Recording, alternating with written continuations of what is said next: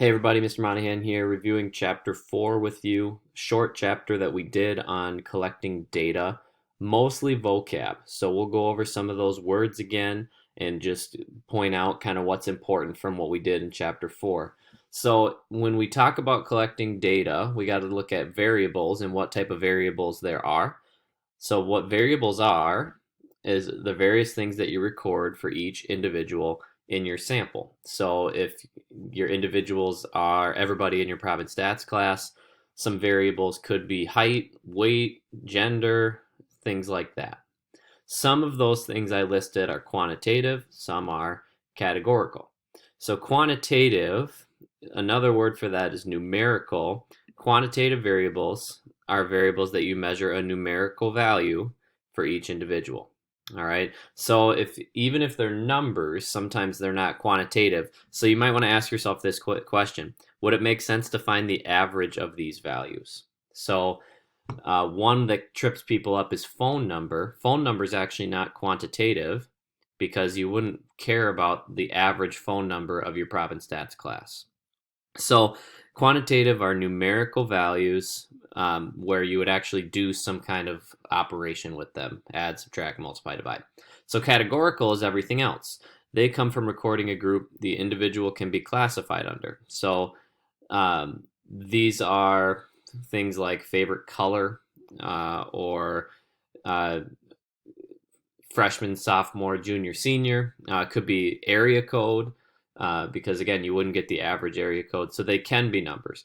So, are they something that you can assign a numerical value for, or are they something that purely put people into the same group or category? Okay. So in this scenario, we're going to identify how many variables were measured for each individual and then classify them each as categorical or quantitative. So here's our individuals here.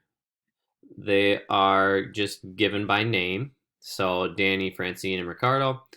Then the rest of these will be variables. So the first question is how many? Well, there's 1, 2, 3, 4, 5 variables. So there's 5 things that we recorded about these 3 individuals. Okay, we want to know, do they put them into a category? Category, or is it something that we could do the average of? Is it numerical, quantitative?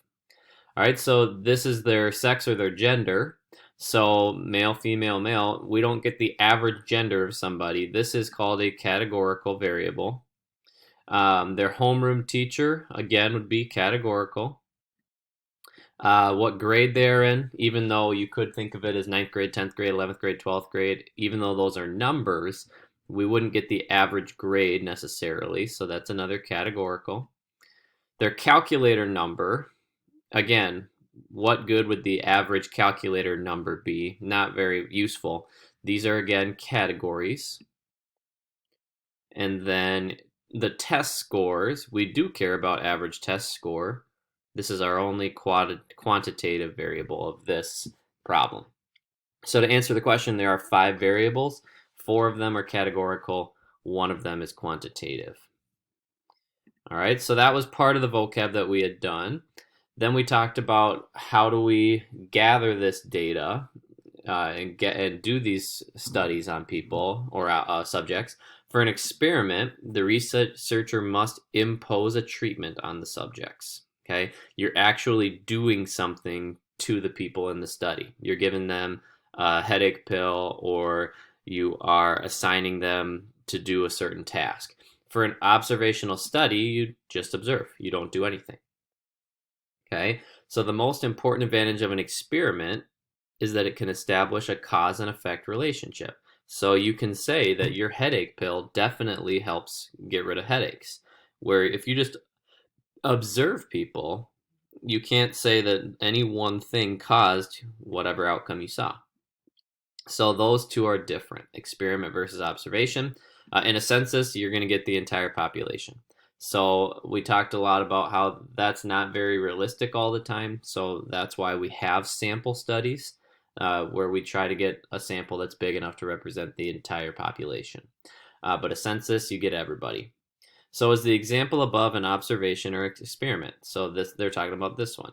So the question would be, did we do anything to Danny, Francine, Ricardo, or did we just get information on them? So nothing here indicates that we had them do something or we did something specific and checked their results against each other.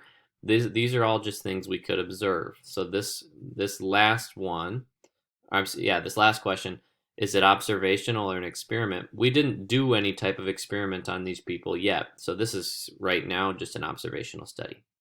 So there's a lot of vocab from chapter 4. Feel free to look back at what we did on Schoology for that.